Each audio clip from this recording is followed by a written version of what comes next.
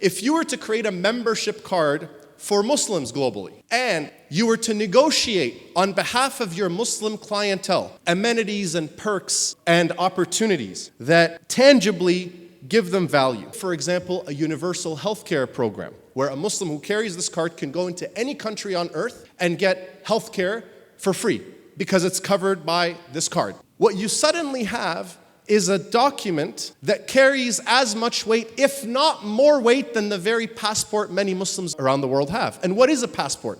A passport essentially is like an Amex card. It's just a piece of document that entitles you to privileges. And depending on what passport you carry, determines what privileges you carry. We have our final participant in the panelist, Brother Mohammed Ashour, who is co-founder and CEO of Aspire, a global technology pioneer in insect agriculture. So Aspire, this global technology pioneer, was launched in 2013 after Mohammed led a team of 5 students from McGill University to defeat over 10,000 teams from around the world to win a prestigious $1 million HultPrize. Under his leadership, Aspire has raised over $100 million in venture capital and private equity and is currently operating the world's largest fully automated insect production facility in London, Ontario. With expertise in business development, finance, strategic partnerships, Mohammed leads Aspire's growth internationally.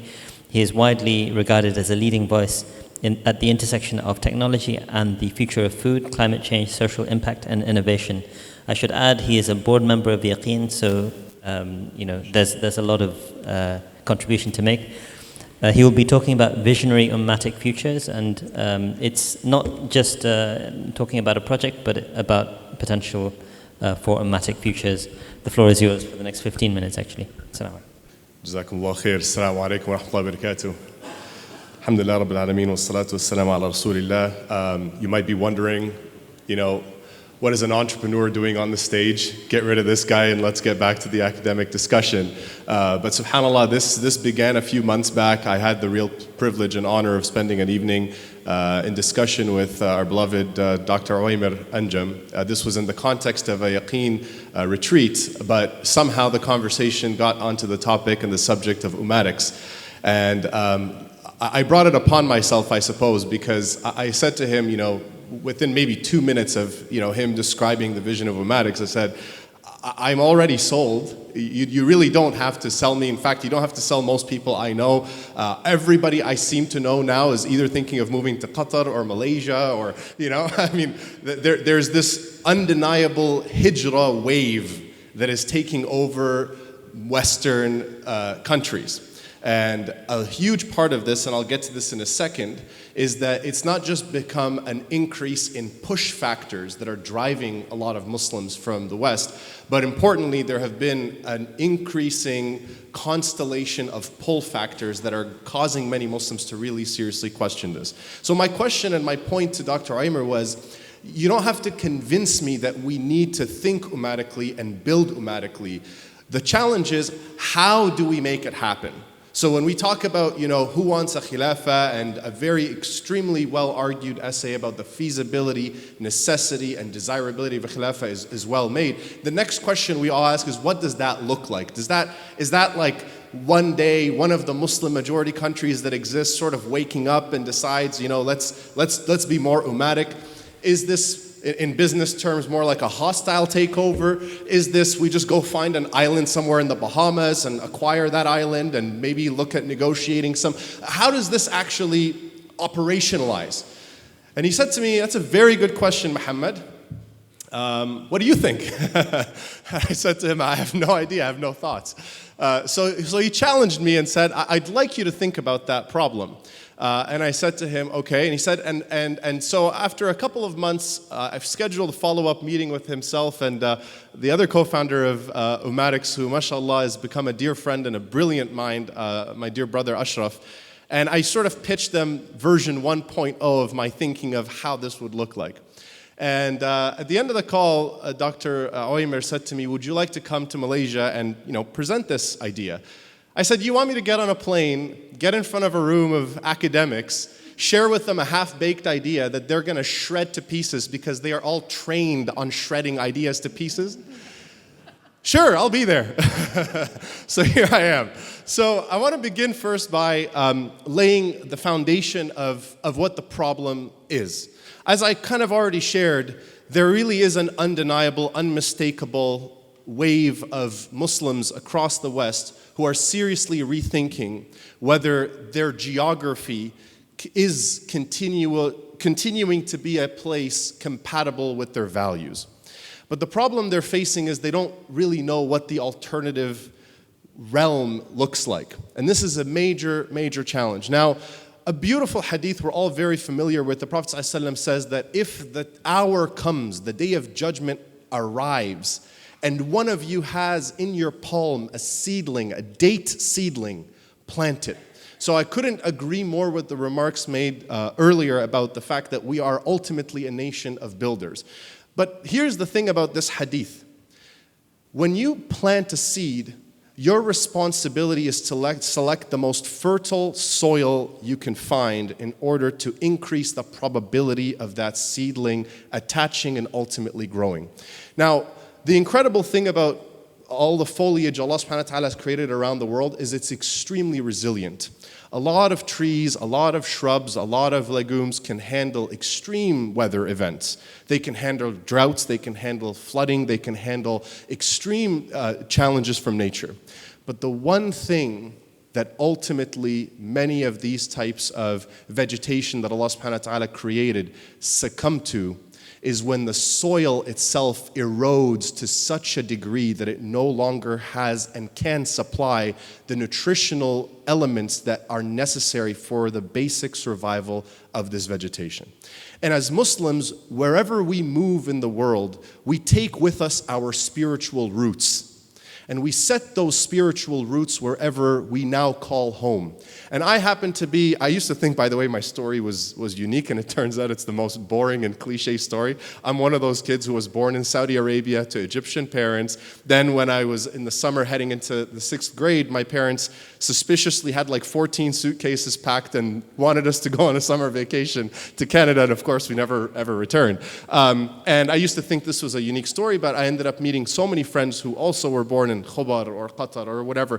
And inevitably, when it came time for them to go to high school or university, their parents saw the writing on the wall and realized that to give their kids the best chance at education and a higher career, that they should move to the West. And at the time my parents did this, they meant extremely well. In fact, they did what most parents do. They want what's best for their kids. They felt that, alhamdulillah, they would be able to, on the one hand, create an environment at home that helps support and nurture our values as believers, while at the same time benefiting from so many of the undeniable benefits and amenities of moving to a country like Canada. Better education, better healthcare infrastructure, social safety net, etc., etc. Now, subhanAllah, 25 years later, and my eldest child this summer is her summer before going to grade 6. And my wife and I have been having lots of discussions in the last several years about, does Canada continue to be the best place for us to raise our children? And it's an honest and it's a difficult conversation. Because, our parents made major sacrifices based on the time and the data and the information and the context they had. And they came to the conclusion that this may very well afford us the best opportunity.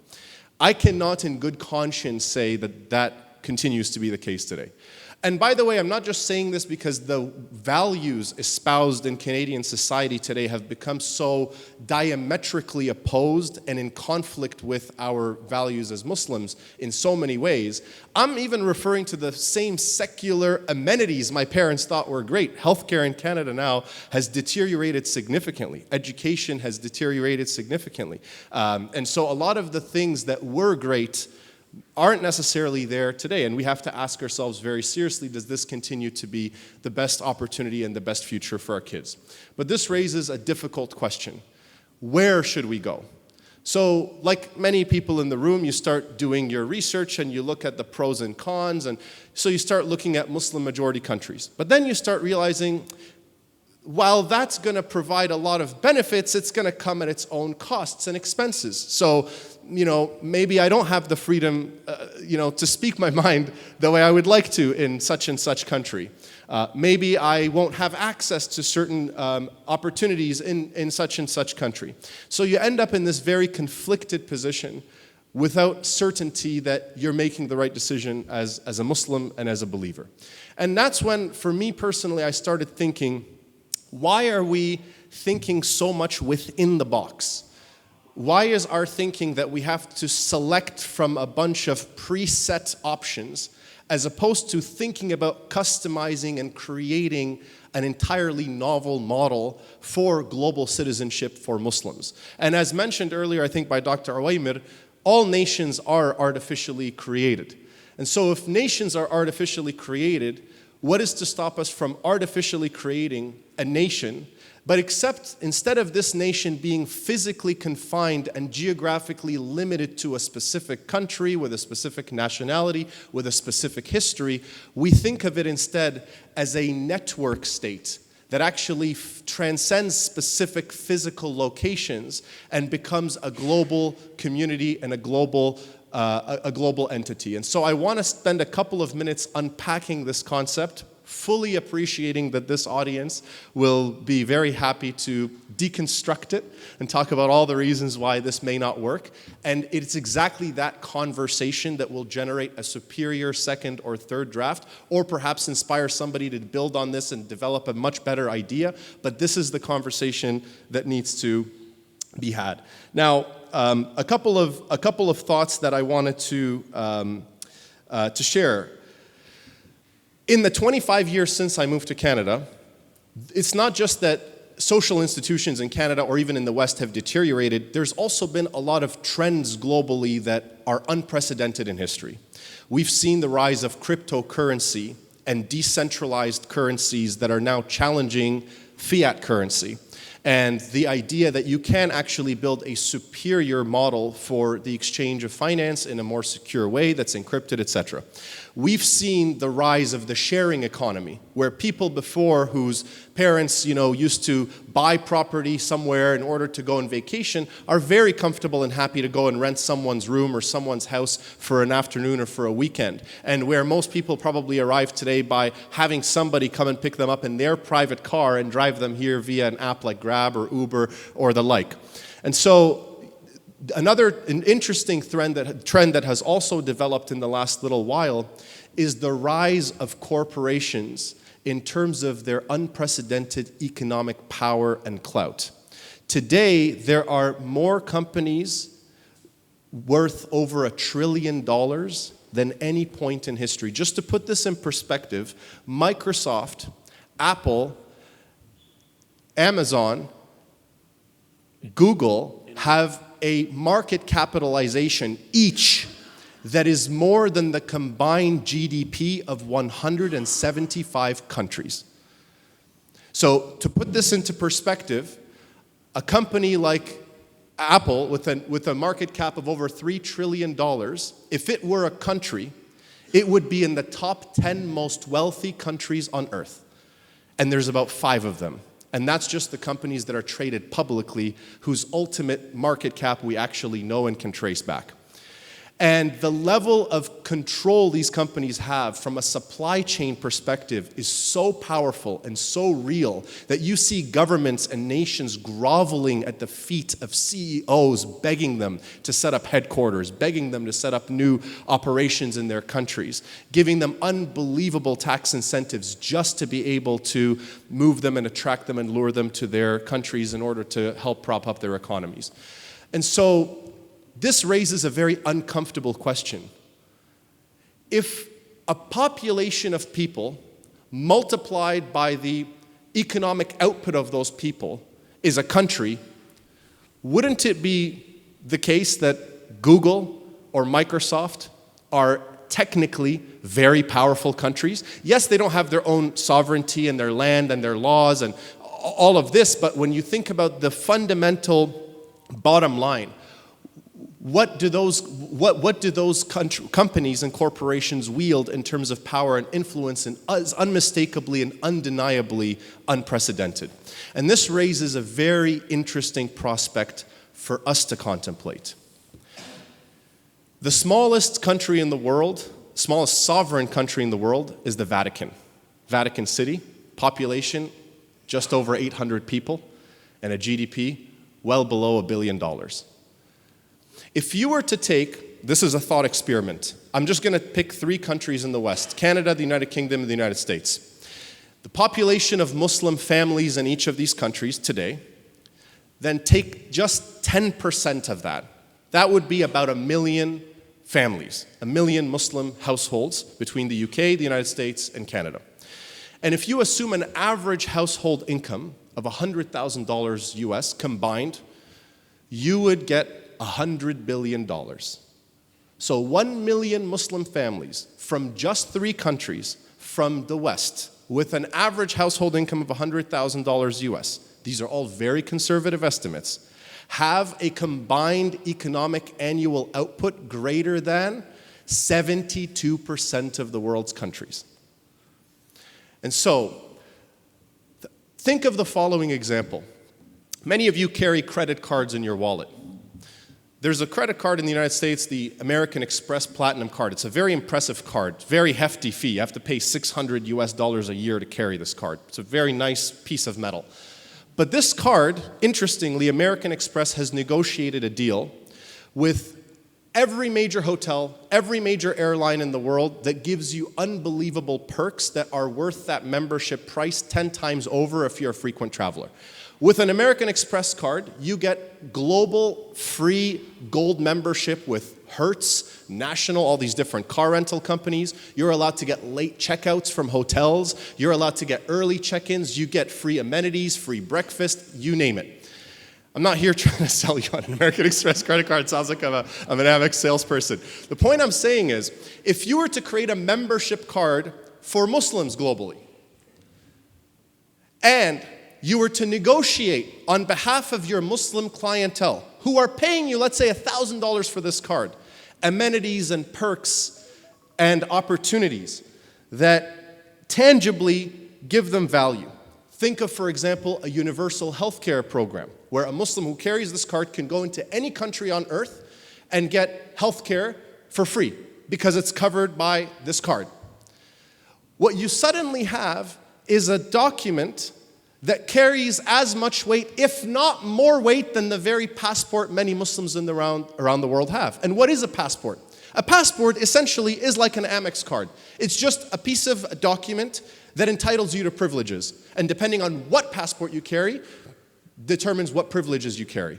So think about a scenario where we can create a membership system where any Muslim in the world is eligible to apply, can have a membership to this Ummatic community, and with that membership receives perks, and eventually when the total asset value under management of this membership goes from 100 billion to 1 trillion, which is very achievable, all of a sudden, maybe that credit card can actually turn into a virtual passport where you can negotiate treaties with countries that can ultimately recognize the sovereignty and the territorial integrity of any holder of this passport without having to have physical land. But if you're really interested in having physical land, you could also acquire significant real estate, set up communities around the world, and those who carry these cards can travel and freely move between these different properties that exist that are held by the ummah, and they can set up for themselves and for their families. And so we live at a very interesting time where a constellation of technologies that previously weren't possible happen to exist, where the timing of pulling off something like this within the next 5 to 10 years is not just doable, but imminent, inshallah. And that's the most important thing when it comes to technology. Timing is everything. Elon Musk did not invent electric cars, but he came into the market at a time where he understood that the cost of manufacturing batteries at long range was declining enough that by the time the consumer was ready, they would have the unit economics that would finally make an electric vehicle affordable. And that's what was a game changer there. Similarly, and I'll close with this, many of you know the famous story of Netflix. In 1997, Netflix entered the video rental market. They started renting DVDs just like the behemoth at the time, Blockbuster. 4 years later, Blockbuster hit its peak. It had 9,096 stores across the world, and it was valued at $50 billion. Reed Hastings, the CEO of Netflix, at the time went to the leadership of Blockbuster and offered them to buy Netflix for $50 million, and Blockbuster rejected. 20 years later, there is only one Blockbuster store that exists in the world as a museum in Bend, Oregon, and the company is worth less than $1 million. And Netflix is worth $272 billion, more than 150 countries combined. And that's because there was an enabling technology, and the timing was right, and it enabled a business model transition and shift that completely changed the game. So if we're thinking about an ummah and we're serious about a global ummah, we need to understand that our ummah is so distributed already, our wealth is so decentralized already, that we need to, instead of thinking of how to centralize it all, instead build an architecture that takes advantage of this decentralization and makes this one of the most formidable communities on earth. Barakallahu feekum.